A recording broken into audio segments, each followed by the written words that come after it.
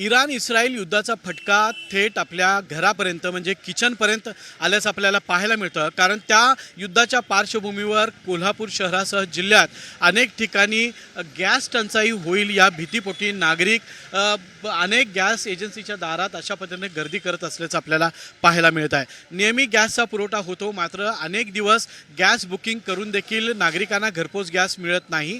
त्या भीतीपोटी हे सर्व नागरिक आपला गॅस घेण्यासाठी या परिसरात आलेले आहेत। खरं तर आतापर्यंत घरपोच आपल्याला गॅस मिळतो, डिलिव्हरी बॉय येतो, गॅस देतो, मात्र गेले 4 ते 5 दिवसांपासून डिलिव्हरी बॉय घरात न पोहोचल्यामुळे खरं तर हे सर्व नागरिक असतील, महिला असतील, या गॅस घेण्यासाठी या परिसरात आलेले आहेत। त्यांना भीती आहे की जर गॅस तुटवडा झाला तर आपल्याला गॅस मिळणार नाही आणि त्याचा फटका थेट आपल्या घरावर होणार आहे।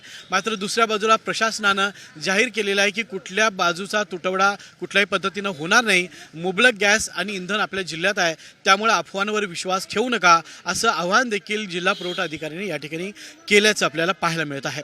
कॅमेरामन सचिन सावंत सोबत मी रणजित माजगावकर, साम टीव्ही, कोल्हापूर।